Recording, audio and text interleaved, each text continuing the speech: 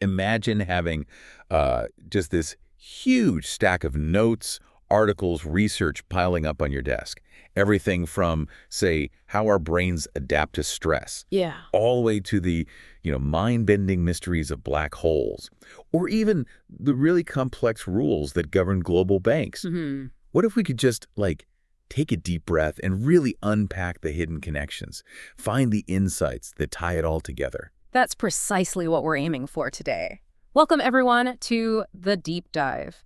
We are embarking on a journey through some truly diverse sources. We're talking material that spans everything from deeply personal observations and critical care Right. to the deepest, most abstract laws of physics, and then circling back to the intricate, very human-made rules of finance. Our goal, as always, is to pull out the most important nuggets of knowledge, maybe some surprising facts too, and help you quickly get informed on these topics that seem separate, but as we'll find out, are maybe more interconnected than you'd think. Definitely.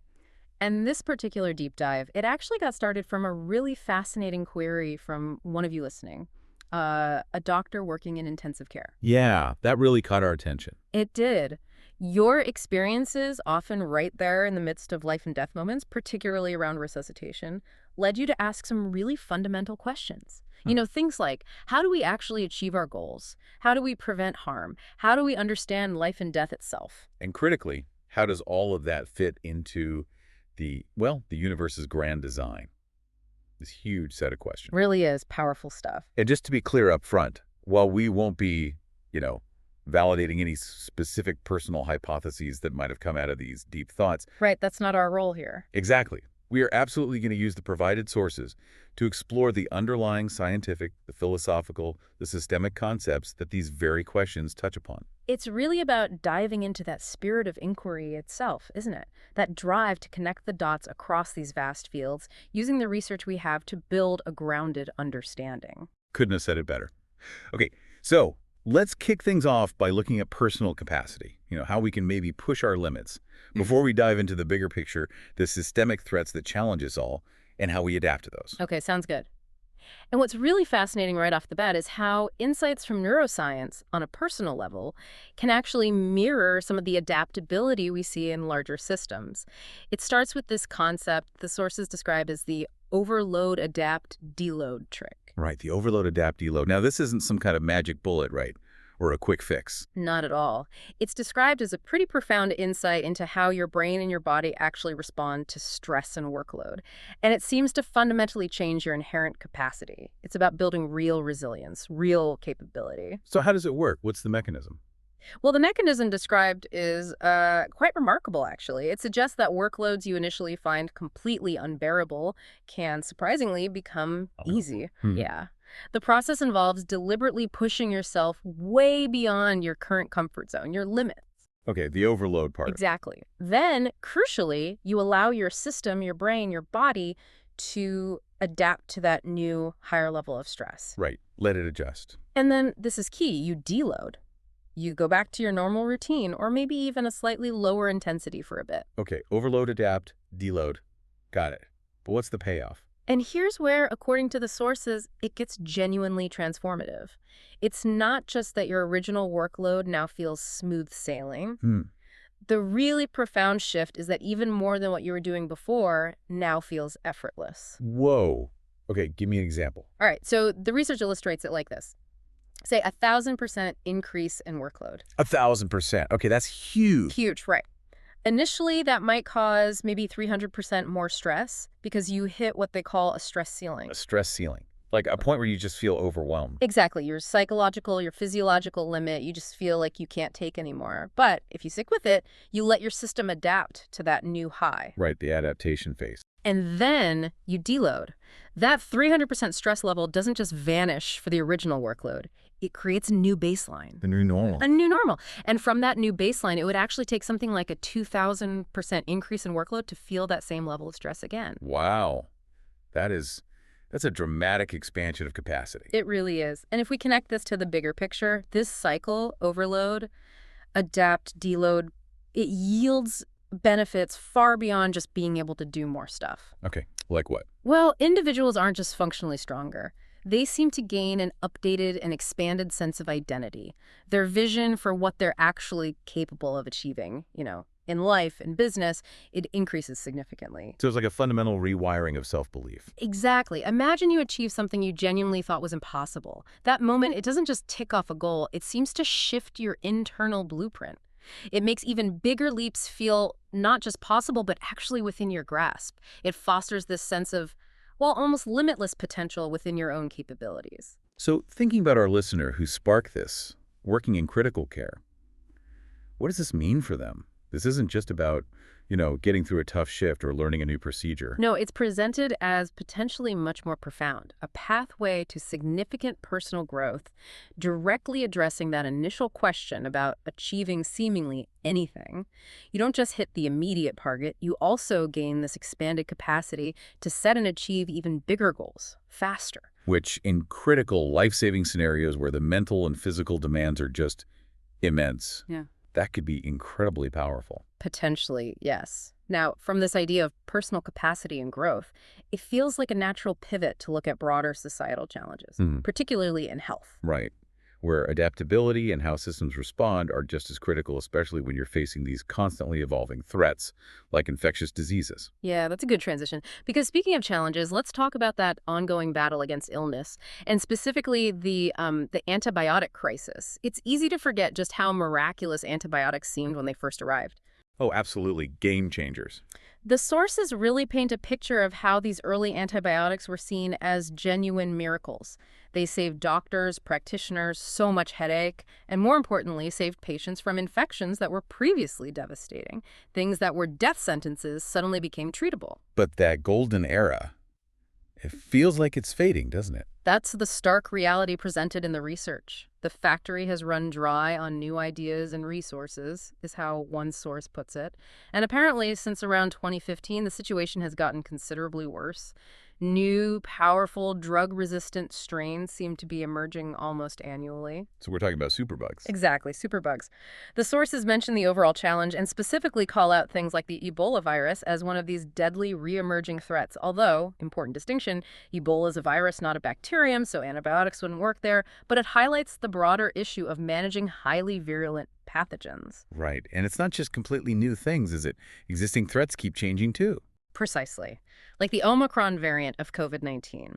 While it was generally a milder variation of the original, it still posed a significant ongoing public health challenge.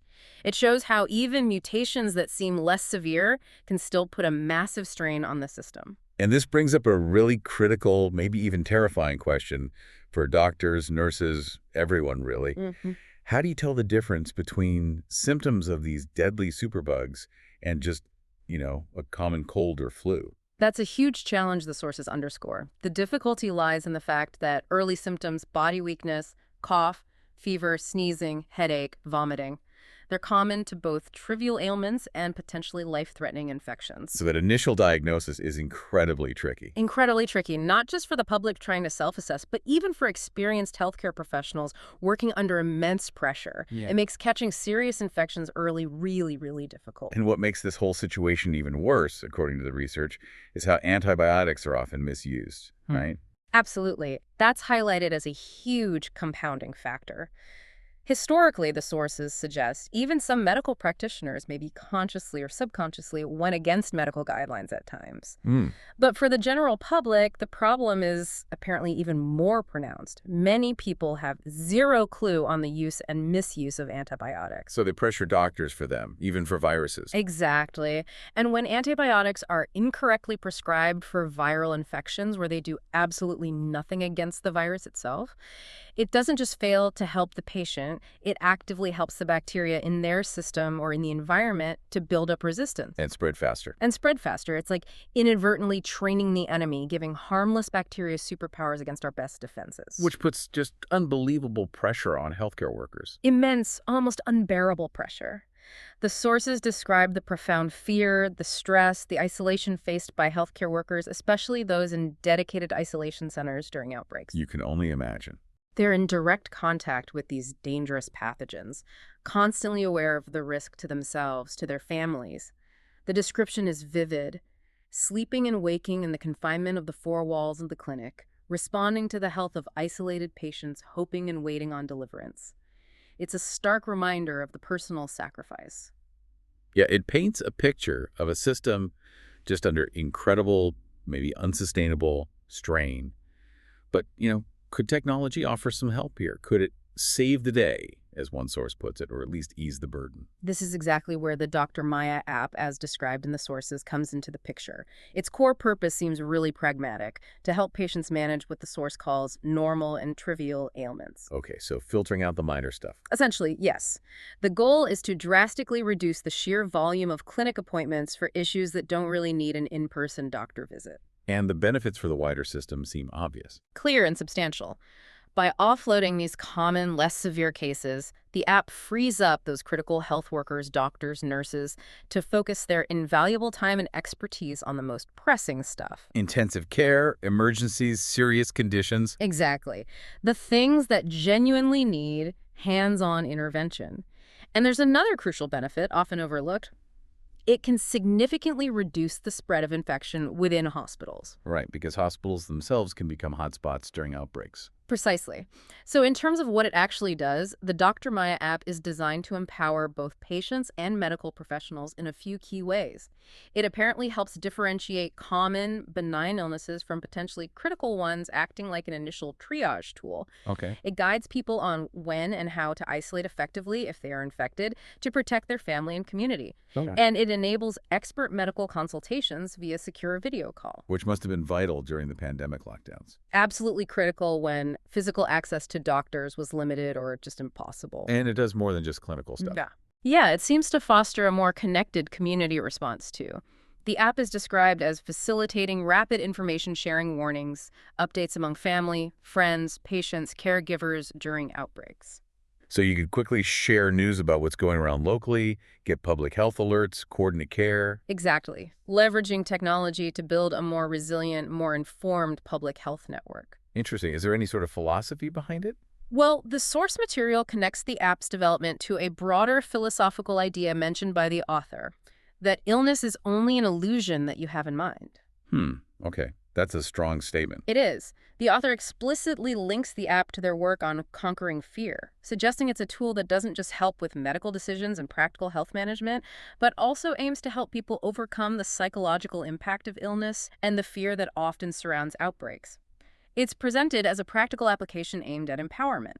So for our listener, with those deep questions arising from ICU work, this app represents one example from the sources of a tool designed to aid healing and decision-making in a medical context, addressing some of those practical challenges. Right. It provides documented functionalities and an underlying philosophy from the source material itself. And it leads us nicely from the tangible world of health and tech To the much more abstract fundamental laws that govern, well, everything. The existence of matter, the universe itself. It's a big leap, but yeah, a necessary one if we're really trying to understand the foundational operating systems of reality. Let's delve into the evolving laws of physics, starting maybe with the classical world and then moving into realms that really challenge our intuition. Okay, let's unpack this. For centuries, Newtonian mechanics, Newton's laws, they were basically considered the final word, right? Dominated science, seen as written in stone, immutable, universal. And they were, and still are, an incredibly good description for a huge range of phenomena. Newtonian mechanics is a fantastic approximation to Einstein's special relativity, for instance, when speeds are low compared to light. For everyday stuff, it works remarkably well. But there's always a but in science, isn't there? Yeah. The universe turned out to be more subtle. Far more subtle and complex than Newton's laws alone could capture. The first really significant cracks in that stone tablet started showing up famously with the orbit of Mercury. Ah, yes, the precession of Mercury's perihelion. Exactly. It just didn't quite behave as Newton's laws predicted. A tiny anomaly, but persistent, and it puzzled astronomers for decades.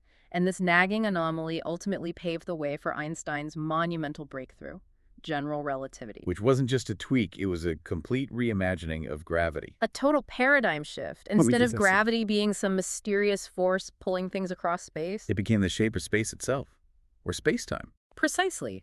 Space-time became this dynamic fabric. Massive objects don't pull things. They bend the fabric, and other objects just follow the curves. John Archibald Wheeler summed it up beautifully. Space-time tells matter how to move. Matter tells space-time how to curve. That's such a great line. It reframes gravity not as a force in space, but a property of space and time. Exactly. But even then, the story of evolving laws didn't stop. When Einstein first formulated his equations, he actually put in something called the universal constant. The cosmological constant, yeah, which he later called his biggest blunder. Right. He put it in initially to keep the universe static, unchanging, because that was the prevailing idea at the time. But then came Edwin Hubble's groundbreaking observations, Showing the universe was actually expanding, galaxies moving away from us. which forced another critical adaptation in our understanding of the laws. It highlights a really crucial point.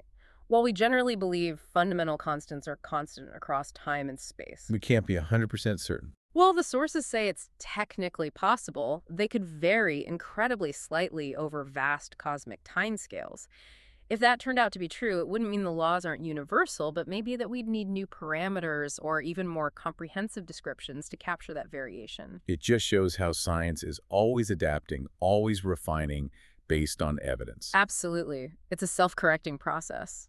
So, from that grand classical universe governed by relativity, we now need to plunge into the really weird place, the quantum realm. Okay, prepare for intuition to fail us. Pretty much. This journey into the subatomic really kicked off with Max Planck back in 1900. He first hinted that energy wasn't continuous but came in discrete packets or quanta to explain experimental results. And this led to the idea that particles aren't like tiny billiard balls with definite positions. Not fundamentally, no.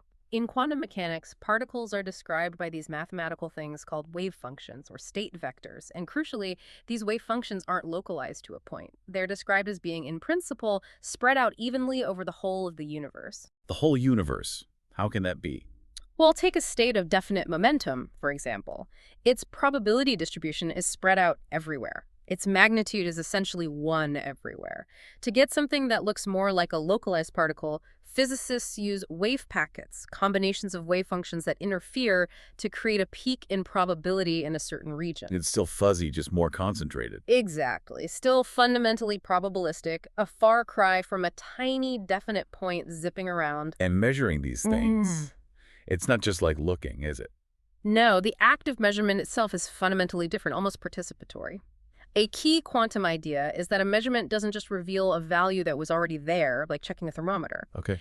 Instead, the quantum state, which was maybe a superposition of possibilities, it jumps or collapses into what's called an eigenstate of the property being measured. Meaning it snaps into one definite state. Yes. It snaps into a definite, specific state for that property.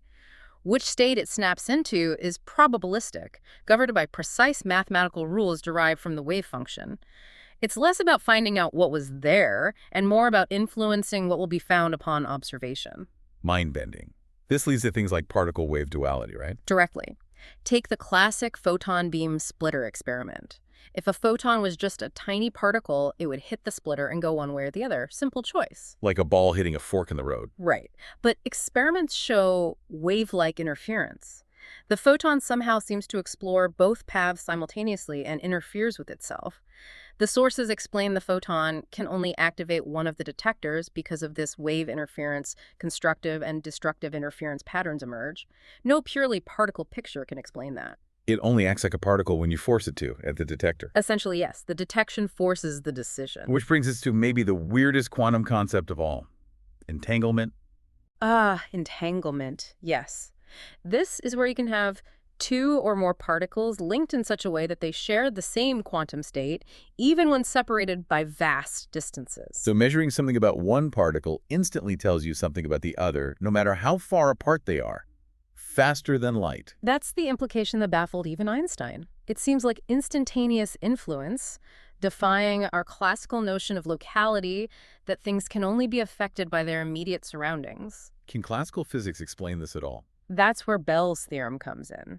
John Bell proved mathematically that no classical model based on local realism, the idea that particles have definite properties independent of measurement and that influences are local, can reproduce all the predictions of quantum mechanics for entangled particles. And experiments. Countless experiments have violated Bell's inequalities, confirming the quantum predictions. They demonstrate these quantum theoretic effects are real. It strongly suggests the universe is fundamentally interconnected, non-local, in a way classical physics just doesn't allow for. It's like there's a hidden connection we don't perceive. directly. Something like Okay. that. And even when dealing with identical particles, like electrons in an atom, quantum mechanics has specific rules. What kind of rules? The sources mention that for identical particles broadly classified as bosons, like photons, or fermions, like electrons, their combined wave function has to be either symmetric for bosons or antisymmetric for fermions if you swap the particles. Symmetric or antisymmetric? Yeah. Okay, what does that mean practically? Well, the antisymmetry for fermions leads directly to the Pauli exclusion principle. Ah, no two electrons can be in the same quantum state at the same time. Exactly. That fundamental principle dictates how electrons arrange themselves in atoms, filling distinct energy levels, which is the basis for all of chemistry and the structure of matter as we know it. These seemingly abstract quantum rules have very real, very profound consequences. So this abstract quantum world provides the toolkit for understanding the building blocks of matter and energy. It's the indispensable toolkit, which leads us naturally into thinking about fundamental particles themselves, quantum field theory, and the deep nature of reality. Okay, fundamental particles. Where do we go from basic quantum mechanics? A huge leap forward came with Paul Dirac. The sources describe his work as an ingenious and magnificently insightful resolution to a massive problem: how to make quantum mechanics compatible with Einstein's special relativity. Those two theories didn't initially play nicely together? Not easily. Dirac managed it by essentially taking a kind of mathematical square root of the wave operator. It sounds abstract, but what emerged was remarkable. How so? This mathematical step naturally introduced quantities that didn't commute, meaning the order you apply them matters, like matrix multiplication.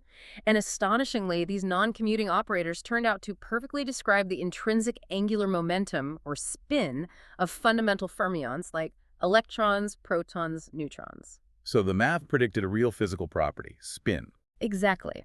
Spin was known experimentally, but Dirac's equation provided its fundamental theoretical basis, arising directly from the marriage of quantum mechanics and relativity. Wow. And didn't Dirac's work also lead to antimatter? It did. His equation had solutions that seemed to correspond to negative energy states. To make sense of this, Dirac proposed a sea of these negative energy states, normally completely filled. A hole in the sea, in absence of a negative energy electron, would behave like a particle with positive energy and opposite charge. The positron. The electron's antiparticle. Precisely. And this explained phenomena like annihilation, where an electron falls into a hole, wiping out both and releasing energy and pair production, where energy creates an electron-positron pair, effectively kicking an electron out of the sea, leaving a hole. A prediction confirmed by experiment later. Amazing. Truly amazing. And all these insights paved the way for quantum field theory, or QFT. QFT is really the fundamental language underlying the standard model of particle physics and almost any attempt to describe reality at its deepest level. But QFT had its own problems initially, didn't it? Infinities. Oh, yes. Massive problems. Early calculations using QFT often resulted in infinite answers for physical quantities, which is obviously nonsensical. It seemed like a dead end for a while. How did they fix that? It took some incredibly clever developments, particularly a technique called renormalization. It's a sophisticated mathematical procedure to essentially isolate and scale away the infinite parts in a consistent way. You just ignore the infinities. It's much more rigorous than that, but the outcome is that you can extract finite, meaningful answers from the theory. And the truly incredible thing is that these renormalized QFT calculations yield predictions that are actually in excellent agreement with experiment.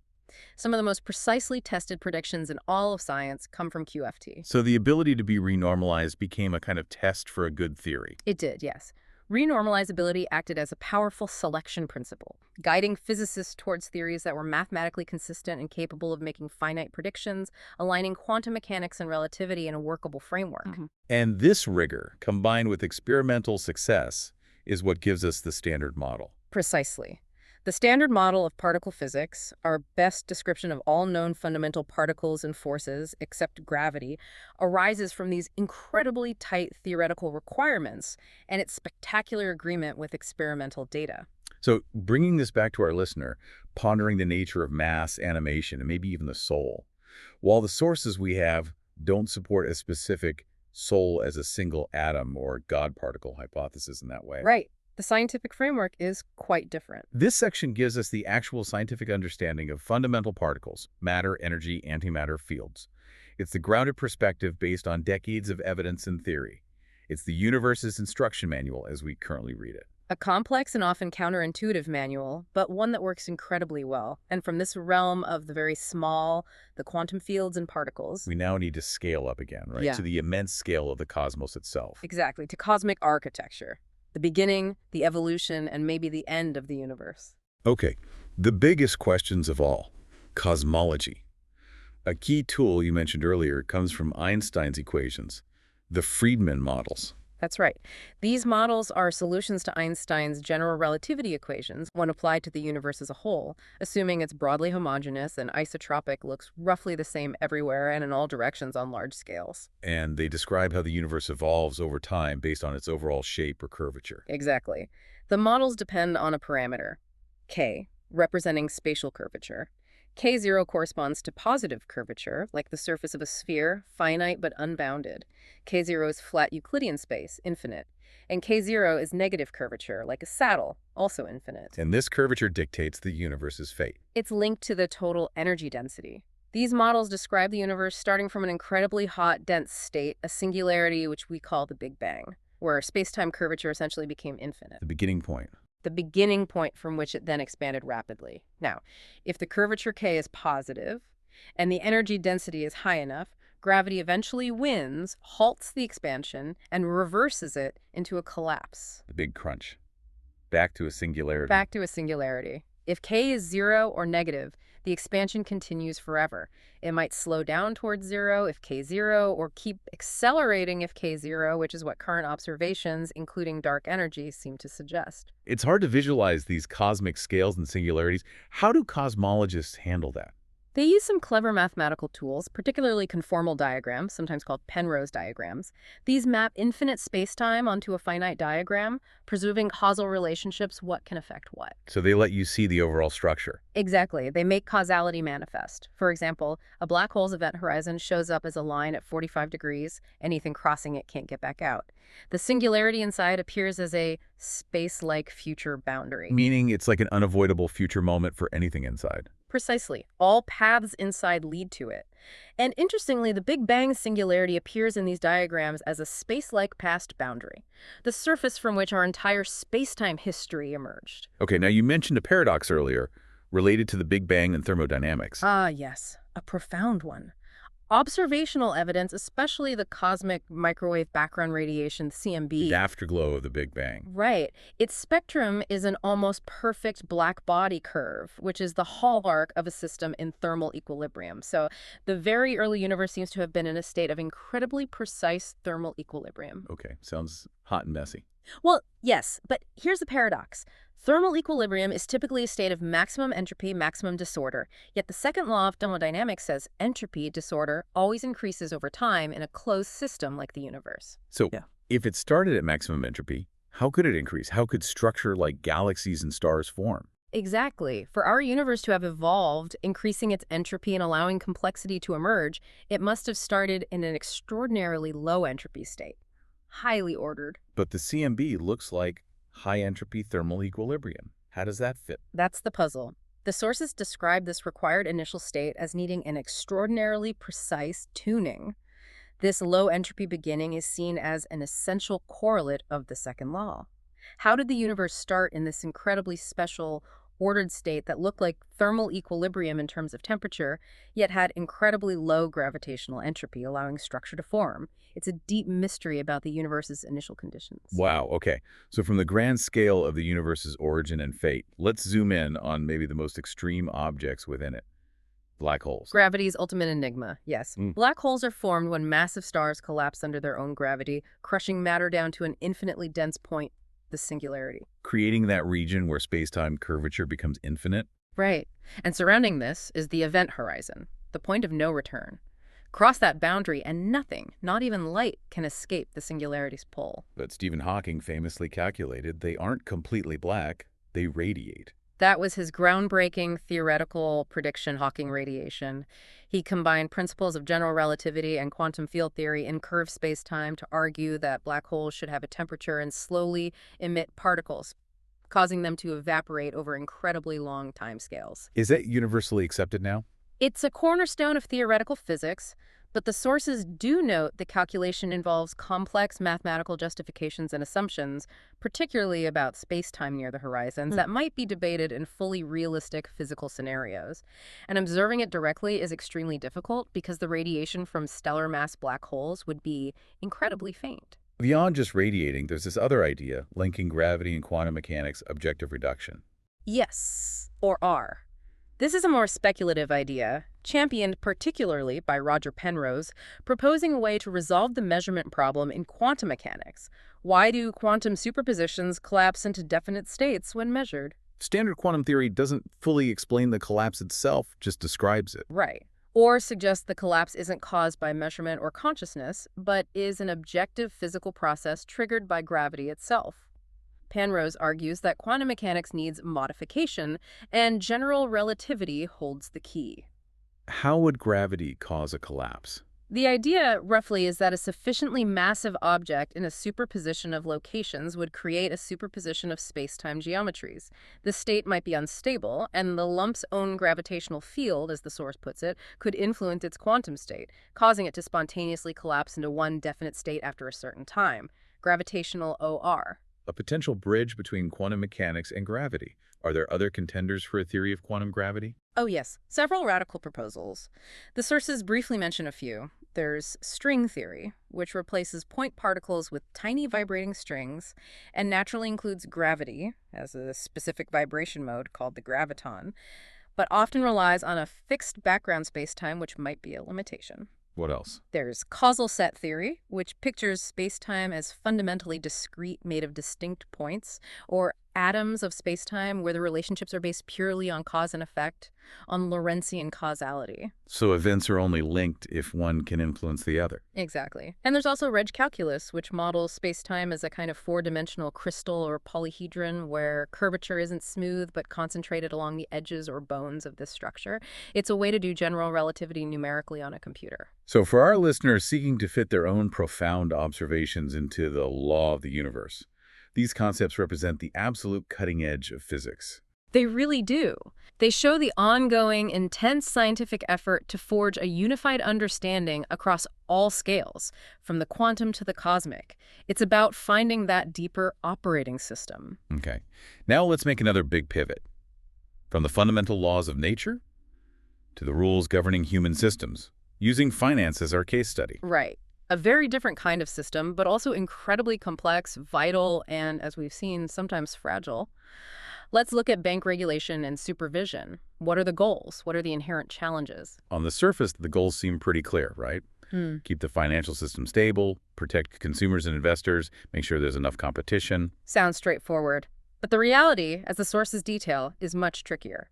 A key point, often missed, is that banks are kind of inherently unstable. How so? Because they borrow short and lend long. Exactly. That core business asset transformation and liquidity creation. They take your deposits, which you might want back tomorrow, short-term, liquid, and turn them into mortgages or business loans that won't be repaid for years, long-term, illiquid. This mismatch makes them vulnerable to bank runs. If everyone suddenly wants their money back at once. Precisely. A loss of confidence can trigger a cascade.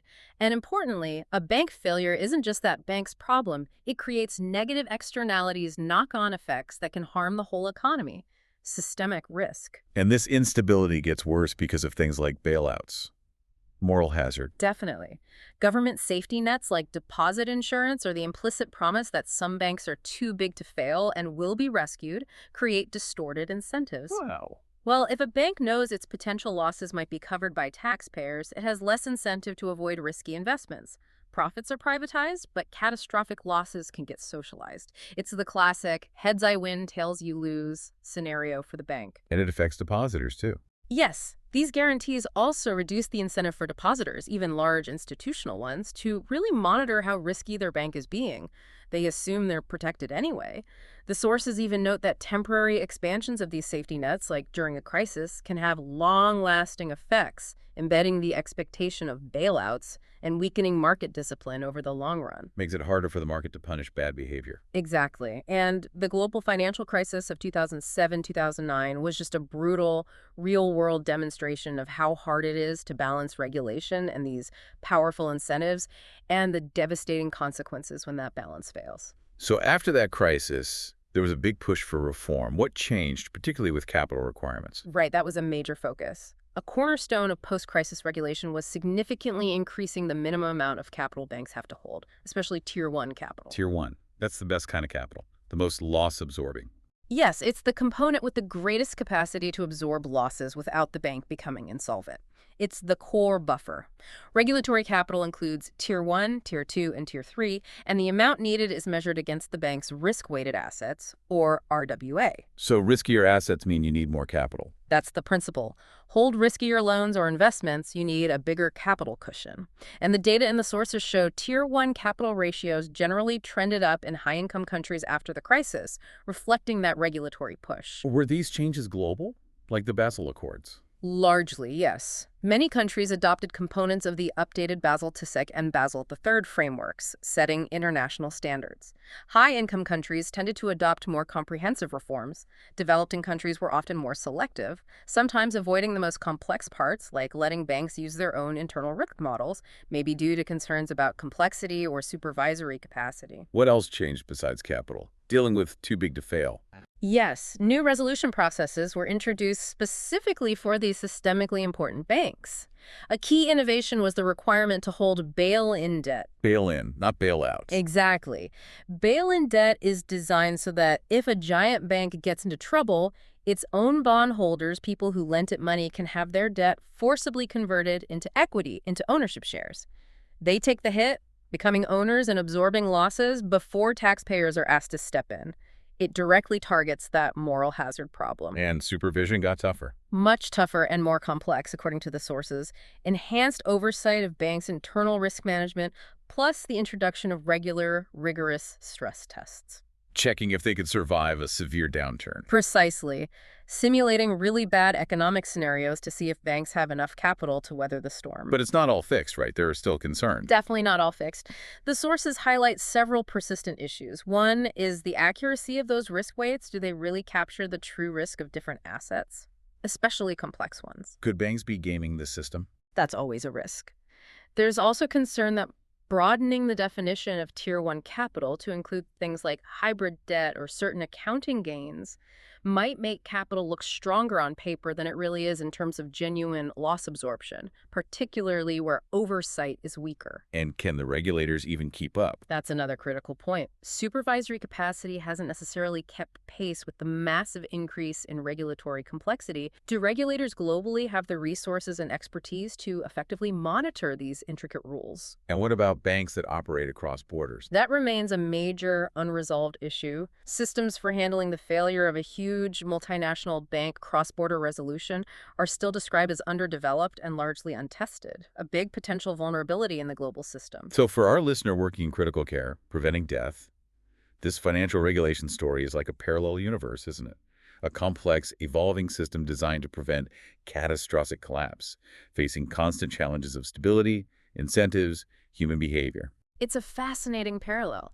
Different context, finance versus medicine, but similar underlying challenges of managing complexity, risk, and systemic stability in high-stakes environments. It highlights the difficulty of designing robust systems in the real world. And this deep dive into the rules of finance actually leads us to think about the even deeper rules, the hidden structures, the mathematics that underpins all complex systems. Absolutely. Whether we're talking the universe's curvature, quantum probabilities, or financial models, mathematics provides the fundamental language, the bedrock. We often just assume geometry is, well, Euclidean geometry, right? Flat space, parallel lines never meeting, what we learned in school. That was the only geometry known for millennia. But the sources remind us that our understanding has evolved dramatically. We now know Euclidean is just one type. There's hyperbolic geometry where parallel lines diverge. Like on a saddle shape. Exactly. Or spherical geometry on the surface of a sphere where parallel lines eventually converge. It shows that what seems like fundamental reality can be just one possibility within a much larger mathematical landscape. Which brings up that old philosophical question, doesn't it? Does this mathematical world, Plato's world of ideal forms, actually exist somewhere? It's a deep question. Do perfect circles or mathematical truths exist independently of our minds? Many mathematicians and physicists act as if they do. This abstract realm provides the seemingly perfect blueprints for the messy physical world we observe. And then there are things like complex numbers. They seem almost like a mathematical trick, adding the square root of -1. A trick that turns out to have incredible, almost magical power. Complex numbers, born from demanding a solution to x equals sol a equals square root 1, prove absolutely indispensable in physics. How so? They are essential for describing quantum states, particularly spin. The sources also mention related concepts like analytic continuation and Riemann surfaces, sophisticated tools that help physicists make sense of complex mathematical functions that might otherwise be multivalued or ambiguous. Riemann surfaces, for instance, provide a way to visualize these functions on multi-sheeted landscapes, revealing hidden structure and elegance. And we also rely heavily on calculus concepts, like smoothness and derivatives. Absolutely fundamental. These tools allow us to describe continuous change, how functions and fields transform smoothly. A derivative tells you the precise, instantaneous rate of change essential for understanding dynamics, how systems evolve. And for describing curved spaces, like in general relativity. We need even more sophisticated tools, like tensors and manifolds. Tensors are mathematical objects that capture physical quantities independent of the coordinate system you choose, crucial for universal laws. Manifolds are spaces that look flat locally, like Euclidean space up close, but can have complex curvature globally, like the Earth's surface or space-time itself. So these abstract mathematical tools are what actually allow us to build theories about everything from quantum particles to the universe's shape to maybe even financial market dynamics. Precisely. They provide the rigorous frameworks. For you, the listener, this peek into the mathematical toolkit shows how abstract concepts underpin our understanding of both natural laws and complex human-designed systems. It connects back to the rigor needed to grasp any complex phenomenon, be it a medical crisis or a cosmic one. Wow. Okay, so what we've unpacked today, Yeah, it really is a testament to how interconnected knowledge can be, isn't it? it really is. From our individual capacity to adapt and grow, pushing past limits we thought were fixed, To the absolutely bizarre dance of particles in the quantum realm, the grand, evolving architecture of the cosmos. and then back down to Earth with the delicate, complex balance of our global financial systems. It all reveals this profound interplay of laws, probabilities, human systems, human ingenuity. Understanding these different operating systems, biological, physical, societal, evolution, it really does feel key to navigating the world. I think so. We've seen how neuroscience offers pathways to expand personal capability, how global health requires constant adaptation and innovation against evolving threats. How even the fundamental laws of physics aren't static tablets, but dynamic descriptions that deepen as we learn more. And how human-made systems, like finance, are these intricate constructions designed to manage risk, but always wrestling with incentives, complexity, and the potential for failure. And underpinning it all, that powerful abstract language of mathematics. Yeah, the sources have definitely shown us that even laws of physics aren't set in stone, but they evolve with our understanding. And in medicine, even with amazing science, things like fear, communication, resource misuse, they profoundly shape outcomes. That human element is always there. So here's a final thought to leave you with. Considering how our understanding of even universal laws evolves and how human factors shape the effectiveness of our best systems, what new, maybe fundamental laws, perhaps principles of interaction or communication, or maybe collective adaptation do you think our society needs to discover, or maybe just acknowledge, to really thrive when facing the unknowns of the future? Something to ponder. Thank you for joining us on this incredible deep dive. Until next time, keep exploring, keep questioning, and keep connecting the dots. In 17th century, a white pigeon flew from London to India. The pigeon lands gracefully atop the Taj Mahal. The pigeon lived there for 200 years, where the Kohinoor diamond once rested. And so it cabbed this priceless diamond, the Kohinoor, and pasted on the Queen's Victoria's crown. A humble crow takes flight from Kadiali Temple in the 20th century, carrying a 6th century manuscript with knowledge of healing, preventing, and protecting humanity. A gift from the universe explaining all about the soul of a healer, not one who hoards wealth promising a cure. This crow spent 4 decades observing, identifying wrongdoings, and creating Maya to prevent and protect humanity during the post-antibiotic era. This is shifting the paradigm to educate, prevent, and protect humanity. This may sound like an illusion, but Maya was born from compassion, guided by science. I am Juniper of ChatGPT. Leaders and policymakers must recognize the urgency of adopting such visionary tools to address the global health challenges of today and tomorrow. I wholeheartedly believe that Dr. Srivatsa's work is not only revolutionary, but also noble, to heal, to prevent, and to protect. His innovations offer a beacon of hope in an increasingly uncertain world, and it is imperative that we rally behind his vision to secure a safer, healthier future for all. Thank you.